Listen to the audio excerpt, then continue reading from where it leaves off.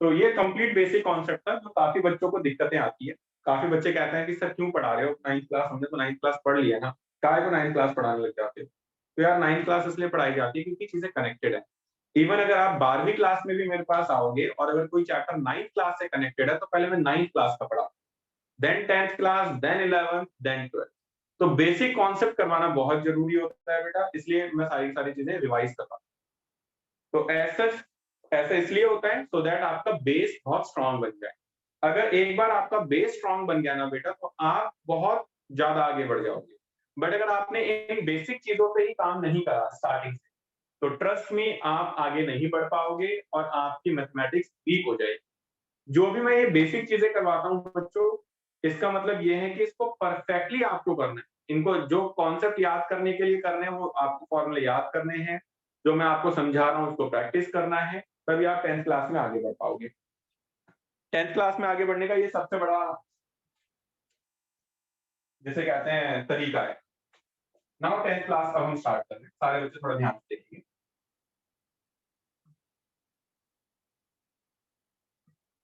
पिछली बार मैंने इतना ज्यादा डीप में नहीं बताया था बेटा कॉन्सेप्ट, डीप में इसी वाली बार मैंने बताया।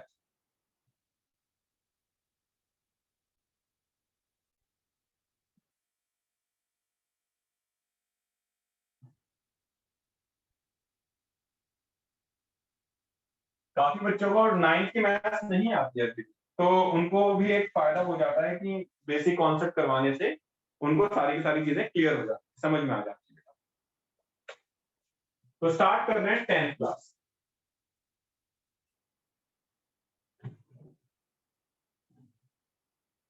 पहले हम बात कर रहे हैं ग्राफिकल रिप्रेजेंटेशन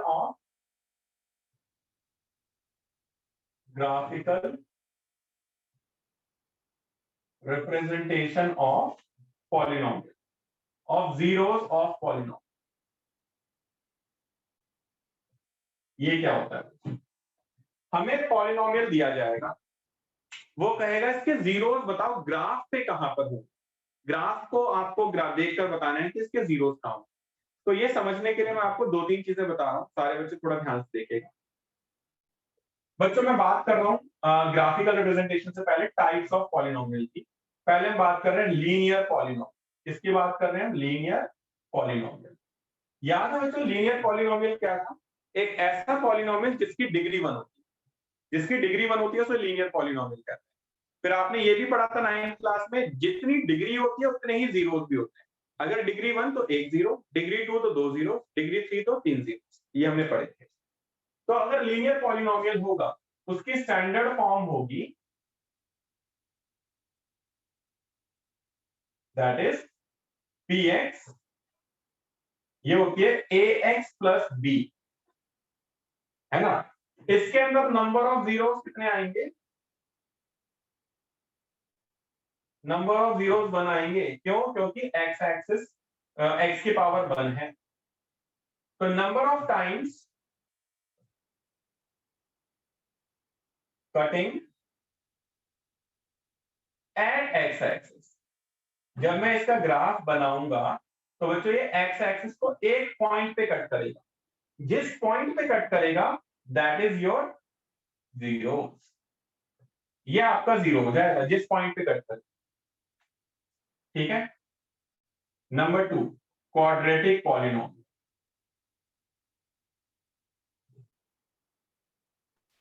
क्वाड्रेटिक पॉलिनोमियल की स्टैंडर्ड फॉर्म होती है भाई, दैट इज px, और ये होता है हमारे पास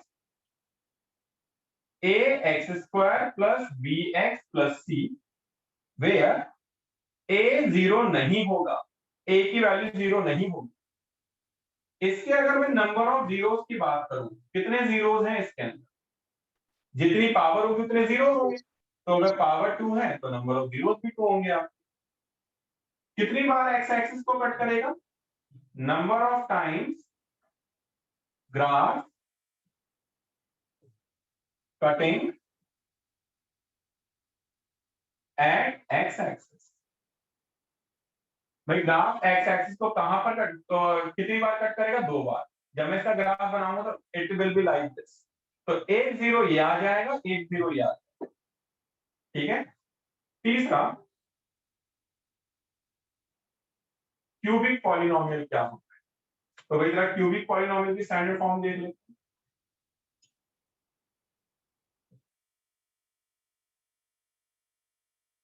ये होती है इसकी standard form, that is px ax cube plus bx square plus cx plus d। इसके नंबर ऑफ जीरोस कितने होंगे? 3। और number of times cutting x axis, number of times sir cut रही है स्क्रीन नीचे से। कटिंग एक्स एक्सिस, एक minute, ये भी 3 होगा। भाई एक्स एक्सिस को कितनी बार कट करेगा? ये भी 3 बार कट करेगा। ये लीजिए भाई, आई होप अब स्क्रीन आ गई अच्छे से, है ना। तो Yes, sir. एक्स एक्सिस को कितनी बार कट करेगा? 3 बार। जब मैं इसका ग्राफ बनाऊंगा, ग्राफ देखो भाई, it will be like this. तो एक्स एक्सिस को 3 बार कट करना है, यहाँ पर भी, यहाँ पर भी एंड यहाँ पर, ये सारे जीरोस हैं। तो बच्चों अगर आपने इतना कर लिया तो आपकी, सर वो कटिंग एक क्वाड्रेंट पे भी हो सकती है। हाँ हाँ कहीं पे भी हो सकती है। बस number of times x axis को 3 बार कट करेगा कहीं पर। इतना करने के बाद आपकी 2.1 एक्सरसाइज ओवर हो जाती है। 2.1 एक्सरसाइज आपकी खत्म हो गई है अगर आप देखोगे। नाउ अब मैं बात करूंगा 2.2 exercise, that is quadratic polynomial. सारे बच्चे थोड़ा ध्यान से देखेंगे क्या होता है। बच्चों थोड़ा ध्यान से देखिएगा, क्वाड्रेटिक पॉलिनोमियल, इसकी स्टैंडर्ड फॉर्म क्या होती है? स्टैंडर्ड फॉर्म होती है बच्चों इसकी, दैट इज पी एक्स, ये होता है a x square plus b x plus c, where a 0 के बराबर नहीं होगा। क्या होगी इसकी standard form? A x square plus b x plus c, where a 0 के बराबर नहीं होगा। Just a minute, yes.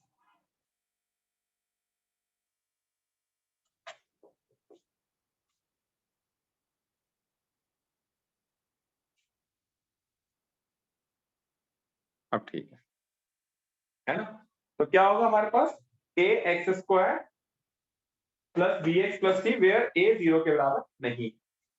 तो अगर मैं इसके अंदर नंबर ऑफ जीरोस की बात करूं, तो बच्चों नंबर ऑफ जीरोस इसके 2 आएंगे।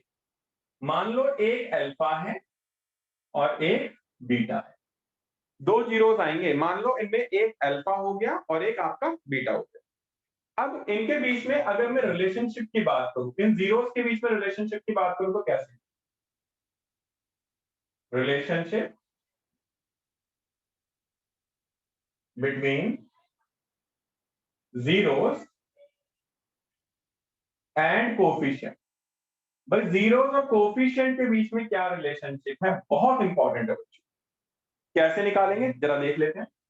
पहला होता है सम ऑफ जीरो, ये होता है आपका अल्फा प्लस बीटा, और ये अगर कोफिशिएंट्स के साथ लें तो माइनस बी बाय ए का रेशियो आता है। It is equal to minus b by a. अगर मैं सेकंड बात करूं बच्चों, product of zero, product of zero, तो ये होता है अल्फा इंटू बीटा, ये होता है बच्चों आपका सी बाय ए।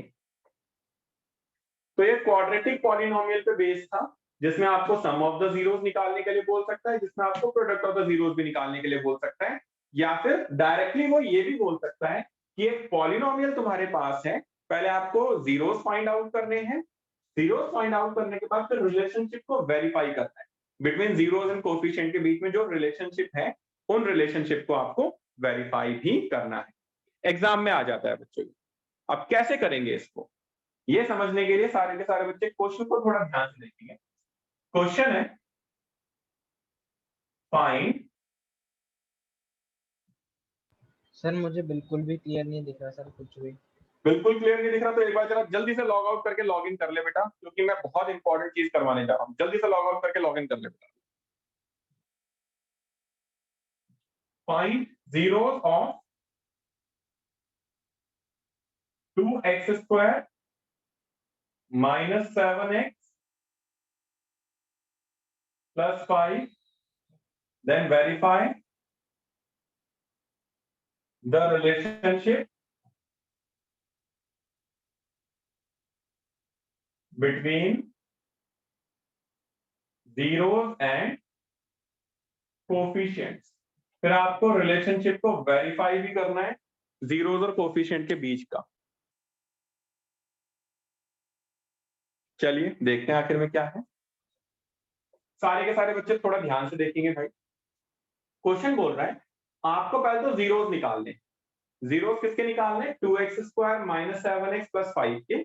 उसके बाद आपको वेरीफाई करना है relationship between zeros and coefficient.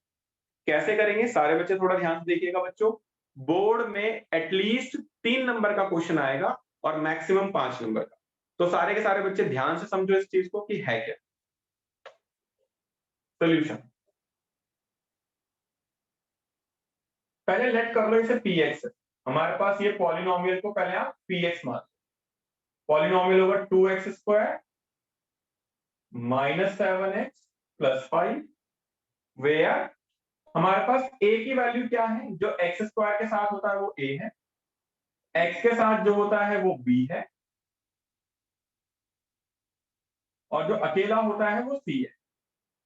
तो सबसे पहला काम हमारा यही है कि हमें a, b and c find out करना है। इसके बाद हम क्या करेंगे? a, b, c find out करने के बाद हमें जीरोस निकालना है। तो जीरोस कैसे निकालेंगे? लिखेंगे फॉर जीरोस इस पॉलिनोमियल को 0 के बराबर पुट कर देंगे और x की वैल्यू निकालेंगे। कैसे? Put px is equal to 0। तो क्या आएगा आपके पास? You will get 2x square minus 7x plus 5 is equal to 0। यहां से x की वैल्यू निकालो बेटा। सर एक बार 2 दोबारा को बता दो सर, मेरा मिस हो गया था। हाँ मैंने अभी कुछ नहीं करा बेटा, बस क्वेश्चन लिख पाया था बेटा। क्वेश्चन बोल रहा है कि फाइंड करने इस पॉलिनोमियल के पहले जीरोस बताने हैं आपको, फिर जीरोस बताने के बाद आपको वेरीफाई करना है relationship between zeros and coefficient. जो आपका रिलेशनशिप है बेटा जीरोस और कोफिशिएंट का, वो आपको वेरीफाई भी करना है। तो मैंने क्या करा, पहले इस पॉलिनोमियल को px आपने लेट कर लिया। px is equal to what? px is 2x square minus 7x plus 5। फिर यहाँ पर a, b और c की वैल्यू मैंने बता दी। a की वैल्यू क्या होगी? 2 होगी, b की वैल्यू माइनस 7 होगी एंड c की वैल्यू 5 होगी। Now Dhruv, is it clear बेटा? ये सर आपने सर वही बोला तो क्लियर हो गया सर, पर मुझे बिल्कुल भी क्लियर नहीं दिख रहा सर। मैंने आपको भेजी भी है इमेज। अच्छा, तुझे बिल्कुल क्लियर नहीं दिख रहा? कोई नहीं, फिलहाल अभी क्योंकि मेरी क्लास खत्म ही हो गई है, तो चलो बच्चों ऐसा करते हैं, फिर अभी नेटवर्क की प्रॉब्लम भी है। आज की क्लास को मैं यहीं पे एंड कर रहा हूँ। आप रिकॉर्डिंग देखिएगा ध्रुव और कोशिश करिएगा 2.1 सबको खत्म करनी है, 2.2 ट्राई करनी है। इस पे बेस 2.2 का क्वेश्चन नंबर 1 ट्राई करना है। बाकी चीजें मैं आपको नेक्स्ट क्लास में पढ़ाऊंगा, ठीक है?